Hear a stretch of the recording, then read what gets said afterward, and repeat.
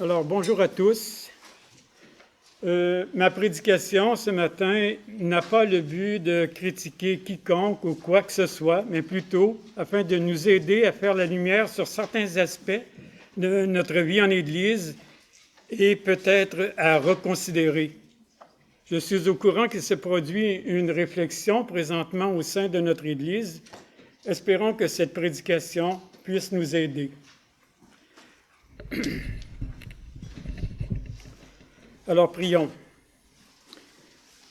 Seigneur, nous vivons une période sombre, cette pandémie qui ne semble pas vouloir se terminer. Mais il y a peut-être quelques rayons lumineux au regard de l'Écriture qui nous rappellent qu'au-delà des apparences, c'est ton dessein qui s'accomplit. Amen. Alors le texte que j'ai choisi ce matin, c'est dans le premier épître de Corinthiens, le chapitre 12 et les versets 22 à 24. Alors, à partir du verset 22. « Bien plus, les parties du corps qui paraissent être les plus faibles sont nécessaires. » Ah bon, OK. « Et celles que nous estimons être les moins honorables du corps, nous les entourons d'un plus grand honneur. Ainsi, nos organes les moins décents sont traités avec plus d'égard, tandis que ceux qui sont décents n'en ont pas besoin. Dieu a disposé le corps de manière à donner plus d'honneur à ce qui en manquait. Voici comment l'apôtre Paul voyait l'Église. Maintenant, posons-nous la question, honnêtement, est-ce qu'on applique ça dans nos églises? Oui, non. Regardons cela. Pour commencer, je voudrais qu'on parle de l'Église locale en contexte pandémique. Et vraisemblablement, il semble que nous ne sommes pas arrivés à la fin de cette pandémie. La pandémie de COVID-19, comme vous le savez, a affecté les religions de diverses manières, par l'annulation des services du culte, la fermeture des écoles du dimanche, ainsi que l'annulation des pèlerinages entourant les célébrations et les fêtes. De nombreuses églises, synagogues, mosquées et temples ont diffusé leur culte par le biais de la diffusion en direct au long de la pandémie. Selon le rapport Gallup en 2020, le résultat le plus spectaculaire en matière de religion a été le passage extrêmement rapide des services religieux du culte en personne au culte en ligne. Alors que pendant près de 100 ans, les églises ont utilisé diverses méthodes de communication pour atteindre leur public, comme la radio, la télévision et les médias en ligne. Gallup dit que l'arrêt du culte en présentiel est l'une des perturbations soudaines les plus importantes dans la pratique de la religion dans l'histoire. Donc, bien des églises chrétiennes ont été durement secouées durant la crise sanitaire et le sont encore.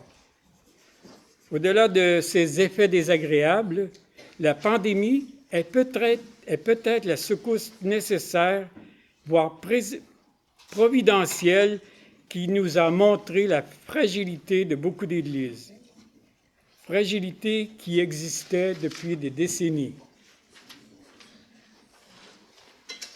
Les causes de cette fragilité seraient multiples. On peut citer peu de fréquentation, peu d'engagement, abandon et maintenant cette crise, car il faut bien parler de crise, amène beaucoup d'églises à posséder encore moins de ressources qu'avant. Il faut parfois traverser des crises majeures pour voir notre fragilité, qui s'est évidemment accentuée, et cela depuis plus de 2 ans. Cette tragédie est apparue le 16 novembre 2019 à Wuhan. Et depuis, nous vivons toujours cette tragédie. Alors, dans ce contexte, ce matin, posons-nous une question. Qu'est-ce qu'une Église locale et comment vivre l'Église locale, particulièrement en période pandémique? De prime abord, question banale. Vous allez peut-être me dire qu'on sait tous ce qu'est une Église locale. Mais quand même, il serait bon de se questionner, même si on croit connaître la réponse. Si on faisait un tour de salle, on aurait bien des réponses. Cette question, je voudrais la mettre en regard avec cette crise de la pandémie que nous vivons et en sortirons, je l'espère, de tout mon cœur. Nous sommes fatigués, presque à bout. La vie sociale a pris un méchant coup et les églises n'ont pas été épargnées. Cette pandémie qui a affecté beaucoup d'églises ne serait-elle pas propice à soulever des questions? S'il n'y avait pas eu de pandémie, je ne m'aurais pas posé de questions du genre que je vous partagerai ce matin. Par exemple, actuellement, on se rend compte qu'il y a beaucoup de chrétiens qui ne semblent pas retourner dans leur église locale. On s'est dit au début que c'est peut-être à cause des saisons, comme l'été, les vacances. Mais selon certains sondages dans les milieux chrétiens, il manque pas mal de monde dans les églises. La pandémie aurait-elle créé l'occasion pour certains de prendre une certaine distance, un temps de réflexion, de décision ou de fuite, de prendre le large peut-être? Par contre, je vois que nous sommes nombreux ici ce matin. Et c'est tant mieux, mais ce n'est pas partout la même chose. Même si l'idée ne fait pas très plaisir à entendre, la pandémie est en cause bien sûr, mais le fait est que le christianisme recule en Occident depuis quelques décennies. Malgré la modernisation des célébrations ou la qualité des contenus théologiques, il y a un fait demeure, pas moins de 85% des jeunes ayant grandi dans un milieu chrétien y renoncent une fois arrivés à l'âge adulte. Cette statistique montre que l'Église rejoint beaucoup moins les gens de ce monde avec l'Évangile. C'est davantage ce monde et ses valeurs qui rejoignent efficacement l'Église. Sans doute, ce phénomène et la pandémie des 2 dernières années a certainement contribué à enfoncer le pieu un peu plus profondément au cœur des églises qui peinent à retrouver leur vitesse de croisière. Rien de très réjouissant à première vue. Moi-même, je suis tenté de faire une pause et par le fait même une remise en question.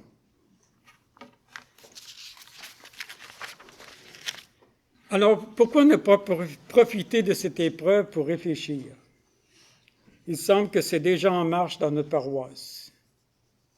Oui, cette épreuve a affecté les églises, et là, nous ne sortons pas du lot. Les églises sont devenues fragilisées. Mais j'oserais avancer que la pandémie ne serait peut-être pas le seul facteur ou la principale cause de cette fragilité actuelle. En fait, j'oserais dire que la pandémie a fait ressortir au grand jour ce qui clochait peut-être déjà auparavant. Quelque chose qui vient maintenant brasser la cage et de nous faire prendre conscience qu'il y a des problématiques dans nos églises. Si on ne les règle pas, on va finir par en subir les conséquences. Vous savez, Jésus-Christ a comparé l'Église à un corps. Vous savez comme moi qu'un corps en bonne santé peut traverser des crises, des épreuves, des périodes de grande précarité, mais un corps en mauvaise santé, lui, lorsqu'il traverse des moments difficiles, va dépérir. Donc, l'importance de la santé.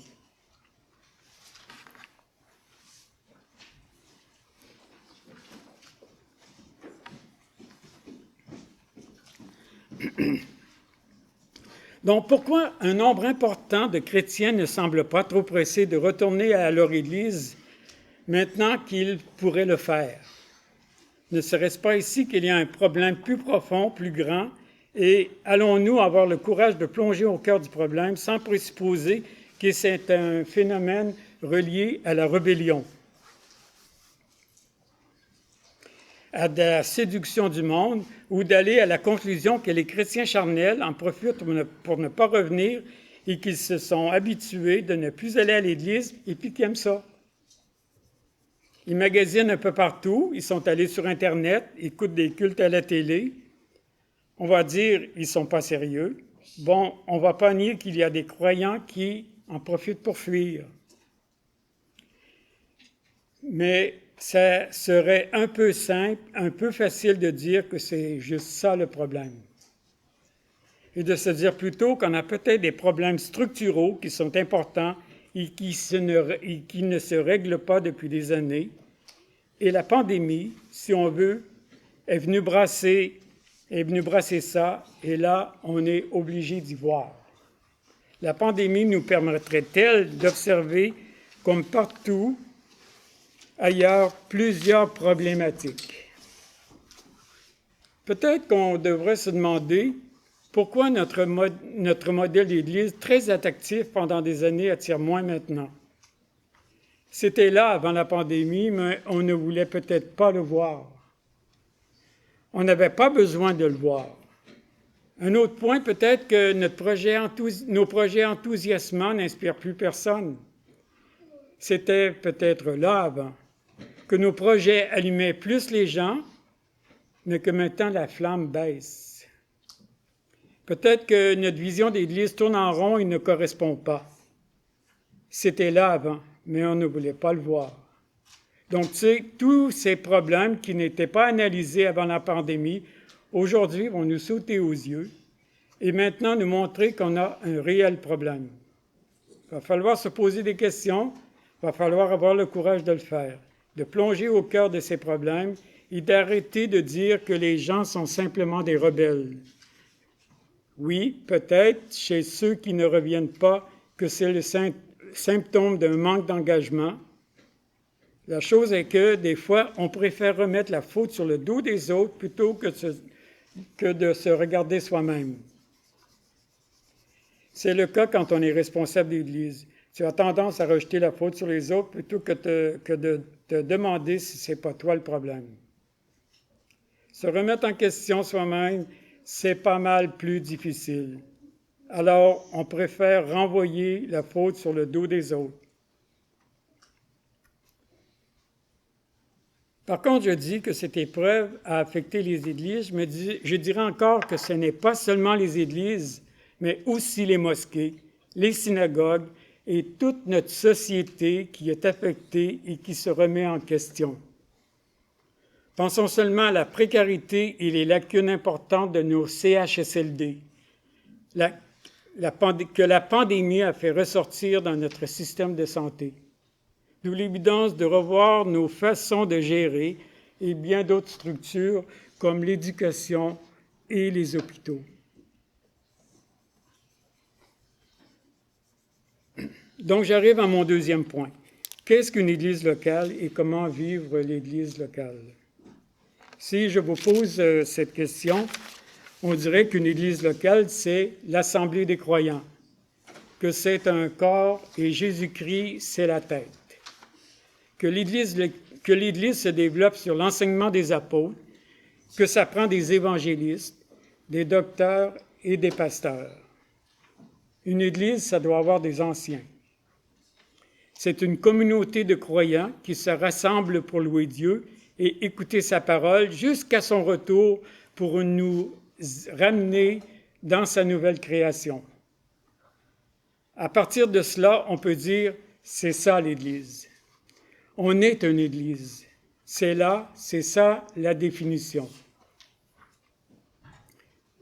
Si on veut aller un peu plus loin, on finira par s'apercevoir que l'Église locale est une assemblée de croyants dans un contexte, un lieu particulier, avec des gens différents les uns des autres qui la composent. Et si on veut voir ce qu'elle est vraiment, c'est de regarder les gens qui y sont. L'Église, c'est vous.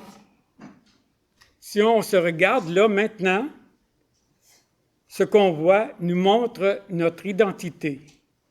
Alors, si on se posait la question, on serait tous capables de répondre, c'est ça notre Église locale. Mais à partir de cet énoncé qui nous représente, est-ce que cela rejoint tout le monde? Sommes-nous tous capables de nous identifier à cette Église? Et comment les gens qui la composent peuvent-ils s'y retrouver?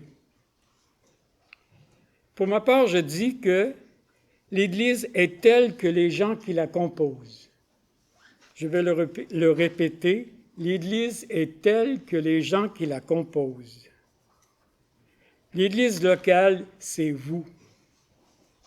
Vous êtes ce que vous êtes et devez vivre l'Église de cette manière et éviter de vouloir être autre chose que ce que vous n'êtes pas. Si vous voulez être autre chose, bien des gens ne vont pas s'identifier et vont partir. Ce n'est pas ce que vous faites qui vous donne une identité en tant qu'Église locale. C'est vous qui êtes, c'est qui vous êtes qui vous identifie. Ce n'est pas ce que moi je veux de l'Église qui vous donne une identité en tant qu'Église locale. J'ai été responsable ici et je prends conscience que ce n'est pas à moi de vous dicter ce que vous devez être ou voulez être. C'est vous qui devez le faire. La chose la plus importante, et j'y reviens, l'Église n'est-elle pas là en premier lieu pour ses membres? Elle compose un corps qui s'édifie dans le but de devenir à la stature parfaite de Jésus-Christ. Et c'est cela que Dieu veut faire. Dieu veut une Église où tous ceux qui la composent, peu importe leurs conditions, que sa vocation première soit que ces personnes qui la fréquentent apprennent à mieux le connaître et par-delà être transformées de par sa proximité et par la connaissance de ces merveilles qu'il a accomplies pour eux. Et c'est comme ça que moi, je vois comment vivre l'Église. Et ça passe avant tous les programmes qu'on pourrait s'imposer. Le programme de l'Église, c'est vous et votre maturité en Christ. Notre Église n'a pas besoin de vivre pour faire une grande impression autour de nous ou de briller partout, ou que tout aille bien, que tout soit en place, que tout soit beau, que tout soit bien encadré, que tout soit grand pour pouvoir impressionner. Non, Dieu, ce qu'il veut, c'est vous dans son Église. Il est votre berger. Pour lui, vous valez plus que ce que nous pouvons faire pour lui. Il veut nous garder dans son troupeau, prendre soin de chacun de nous. Et qui sont ces gens que Dieu veut prendre soin? Ce sont des gens comme vous et moi. Des gens dont la vie est dure, des gens qui ont désespérément besoin de lui, des gens qui ont besoin de réconfort, d'encouragement, des gens qui souffrent de maladies comme un cancer, des gens seuls, des gens poqués par la vie, des gens qui souffrent d'une dépendance, des gens pauvres, des gens qui chutent, des gens qui ont des difficultés relationnelles, peu importe tout ça. Mais c'est ça le plus important. Et je me rappelle lorsque je me suis joint à une équipe de jeunesse en mission. Tout le monde doit connaître ce ministère mondial d'évangélisation. J'ai été un certain temps leader dans cet organisme. Au début, à mon arrivée, on m'a félicité de m'être joint à eux. On trouvait ça formidable. Et peu après, on m'a confié des responsabilités. Et on ne me voyait plus comme une personne, mais seulement en qualité de ce que j'apportais et de par ma performance. Voyez-vous ce que je veux dire? L'important, ou ce qui devrait venir en premier, ce sont les personnes. Dieu veut nous restaurer, et comment va-t-il le faire? Eh bien, c'est à travers chacun de nous qu'il va le faire dans son Église. En réalité, Dieu veut que vous vous retrouviez dans cette Église. Vous en avez besoin, j'en ai besoin. En réalité, qu'elle soit ou qu'elle devienne votre Église si vous êtes nouveau ici. Jésus veut bâtir son Église avec vous, avec des gens comme nous, des gens simples, des gens éduqués, des gens forts ou faibles dans la foi, des pécheurs comme nous, des gens malades, des riches, des pauvres, des alcooliques, des poqués, peu importe, des divorcés, des drogués, des itinérants. Jésus bâtit son Église avec nous et au travers de nous. N'essayons pas d'être ce que nous ne sommes pas, Soyons véridiques. Chaque chrétien doit s'attacher à l'Église locale afin de pouvoir s'enraciner et ainsi s'affermir. Un arbre que vous plantez et déracinez sans cesse va mourir, va finir par mourir. L'Église locale, c'est l'endroit où notre foi se développe, où l'on reçoit les bénédictions divines et où l'on peut ainsi bénir autrui. L'Église n'est pas une option, mais nécessité d'appartenir à une famille, la famille de Dieu. Dieu vous a choisi pour appartenir à son Église. Dieu envoie ici ceux qu'il désire. C'est lui qui nous met ensemble. Chaque personne qui entre ici est la bienvenue, peu importe sa condition. Chaque personne que Dieu nous envoie formera notre identité à partir de ceux qui franchissent sa porte et qui s'y joindront. J'en viens à mon dernier point. Comment vivre l'Église locale? Eh bien, je dirais que l'Église locale est un lieu où j'apprends la patience, le pardon et la compassion au travers des contacts avec les autres. Mon amour-propre, ma fierté, mon ego m'apprennent à mourir à moi-même. C'est ma maison et ma famille. C'est encore plus un hôpital, un restaurant, un lieu où je suis protégé, un lieu de rencontre, de partage, un asile, un lieu de croissance. On y trouve la chaleur de l'écoute, un lieu où j'accueille mon prochain, un lieu à donner et à recevoir, un lieu de pardon. Un lieu où l'on veille les uns sur les autres. Moi, l'orphelin que j'étais, j'y ai trouvé une famille. Ma famille, c'est vous. Notre famille, ma famille, c'est Julien, c'est Marc, c'est Brad, je pourrais nommer tout le monde, André qui lève la main. Ma famille, c'est vous. Alors, le psaume 68 dit, « Dieu donne une famille à ceux qui étaient abandonnés. » Tu peux venir avec tes joies, tes peines, tes blessures. Laisse de côté ton amour-propre, ta fierté, ton ego, tes grands projets. Viens simplement aimer. Si nous prenons conscience de tout cela, alors l'Église deviendra une nécessité pour vous, pour moi, pour tous ceux qui s'y joignent et s'y joindront. Alors mettons l'accent sur ceux qui la composent, sur ceux que Dieu nous envoie, plutôt que de chercher autre chose que nous ne sommes pas et même capables de réaliser, qui est au-delà de ce que nous devons faire. Que notre priorité soit des personnes et non des programmes. La structure est simple. Laissez Jésus bâtir son Église au milieu de nous. Dieu se chargera du reste. C'est lui qui doit briller et pas nous. Briller en nous et avec nous. Même si tu as toutes les raisons humaines, valables, n'abandonne pas l'Église locale. Viens t'établir, t'enraciner dans la maison de Dieu. Viens vivre l'Évangile avec nous. Laisse tes dons de côté et viens simplement aimer. Jésus m'a montré que le plus important était de vivre son Évangile comme lui l'a vécu, en portant avec les autres leurs peines et leurs misères, en leur apportant un encouragement, en aimant son ennemi, en soignant les malades, en apportant une parole de réconfort au bon moment, en délivrant ceux qui étaient esclaves et surtout en les aidant à devenir meilleurs.